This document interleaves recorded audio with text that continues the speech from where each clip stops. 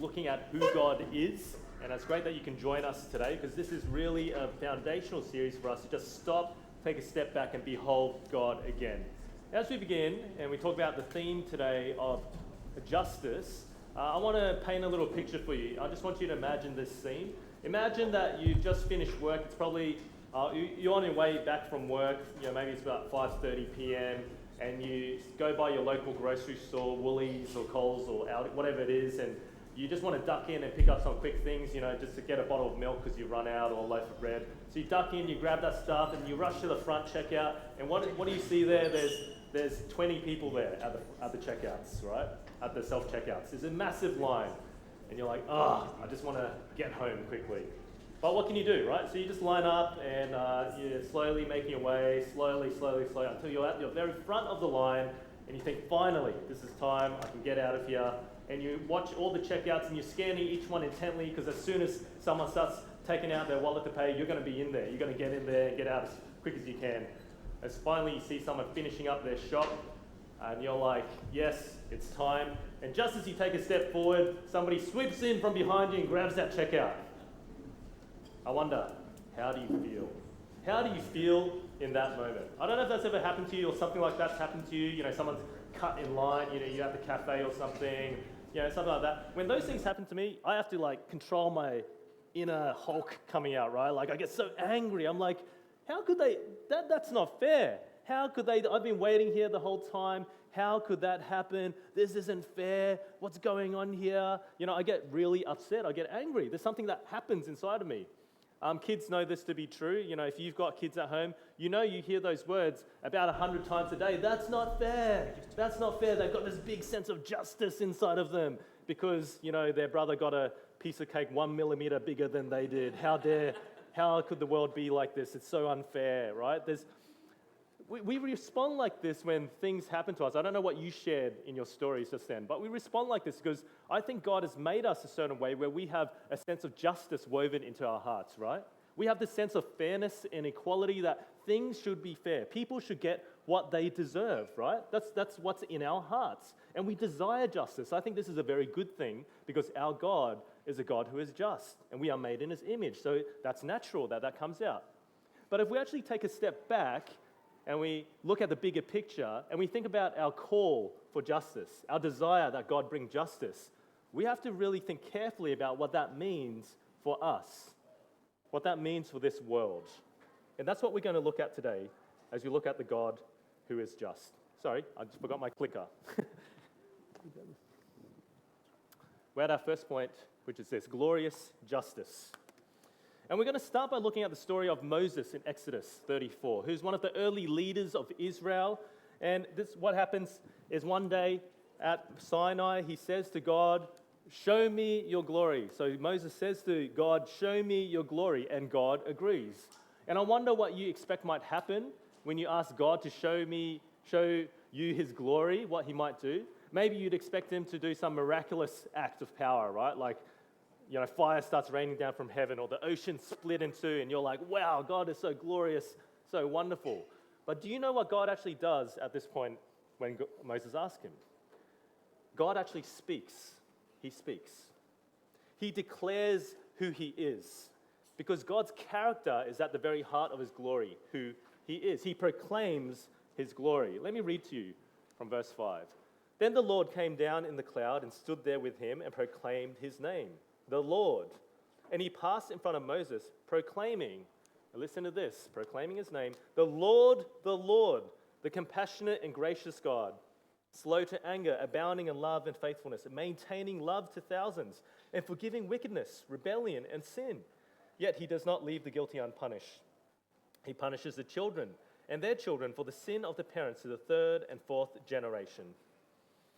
This is who God is. This is a picture of God, his glory. God is compassionate, gracious, slow to anger, abounding in love and faithfulness, maintaining love to thousands, forgiving wickedness, rebellion, and sin. This is what the passage is telling us, right? This is God. Amen. Yes. Yet, at the same time, did you see what it said? Second half of verse 7.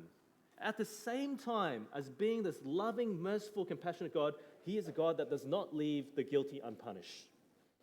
In fact, he punishes the children and their children for the sin of their parents to the third and fourth generation. Now, that's a difficult verse to grapple with, isn't it? Kids get punished for their parents' sin. If that's the case, then our kids, all of our kids, are in deep trouble. We don't have time to go into this in big detail. It's a complex verse. But Exodus 20, verse 5, actually tells us a big picture of this. It's the commandments in Exodus 20. And it tells us about this generational curse that's passed down. It's actually for those that hate God. That's what it says in Exodus 20.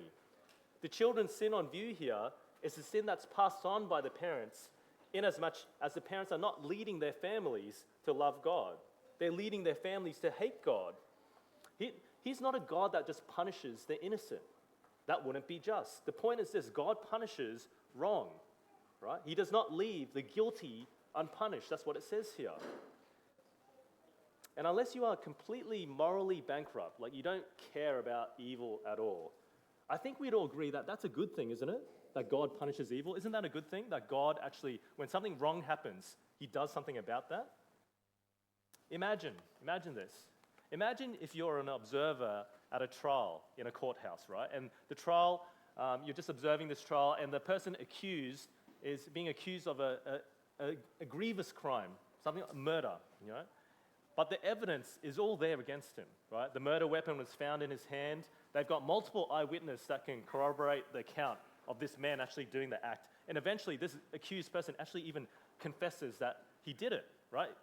He's guilty. He's absolutely guilty. Can you imagine if at that point the judge actually came to rule, gives his verdict, and he said this, he goes, you know what? I know you're guilty, but because I'm so loving and caring and such a good guy, I'm going to let you go this time. Yeah, it's okay. Don't worry about it, right? I wonder, how would you feel at that stage? Do you think you would be saying, man, that's a good judge. What a great judge that he'll do such a thing. What a kind guy. You should be outraged. We would be outraged at that. We would be thinking, that's not right. That's not fair. This man has killed somebody. He's done a crime. He needs to be punished for it. You'd say, actually, that judge is corrupt, wouldn't you? An evil judge. Imagine if that happened. This is why when we look to God and we hear that he's a God that judges evil, that he judges wrong, we should actually be very, very thankful. We should celebrate this. We should give thanks. We should be praising him that he's not a corrupt judge that just sweeps wrong things under the carpet. It means this. It means that evildoers won't keep getting away with evil. That's what it means. We should celebrate this. It means that abusers who harm and hurt others in secret won't keep getting away with it. It means that corrupt governments oppressing their people and getting richer and richer while their nation starve, they won't keep getting away with that. It means that criminals that destroy people's lives and commit atrocious crimes yet never get caught by the police, they won't keep getting away with that. It means justice will be done one day. One day. The things done in secret, they will all be brought to account. One day, every single person who's done disgusting crimes, who's hurt others, will be brought to justice. And this is something we should celebrate. We should celebrate this. 1 Chronicles 16 says this, and I was really, taken aback by this verse. 1 Chronicles 16, verse 31. Let the heavens rejoice. Let the earth be glad. Let them say among the nations, the Lord reigns. Let the sea resound and all that is in it. Let the fields be jubilant and everything in them. Let the trees of the forest sing. Let them sing for joy before the Lord, for he comes to judge the earth. Give thanks to the Lord, for he is good.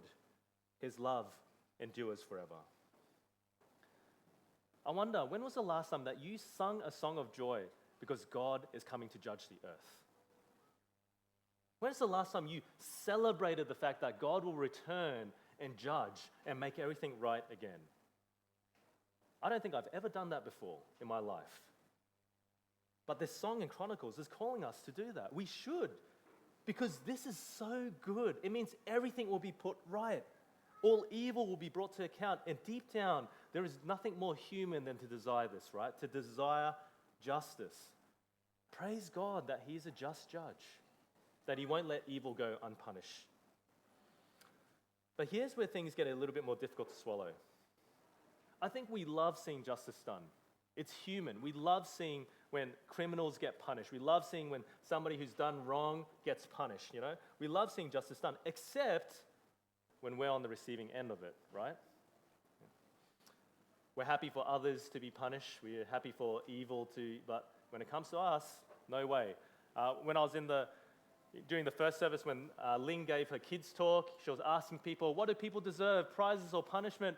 All the kids, you were like, punishment, punishment. I heard kids in the second service said prizes, but anyway, we won't go into that one anyway. But in the first service, it was really clear. All the kids were yelling, punishment, punishment. You know, this person's speeding, punishment. Yeah, I mean, kids, you know, even the kids knew that punishment, you know, wrong things deserve punishment. But let me tell you, kids, when they get punished, they're not rejoicing. They're not saying, yes, punishment. They do not want that, right? And the same with us, right? We don't want punishment. We don't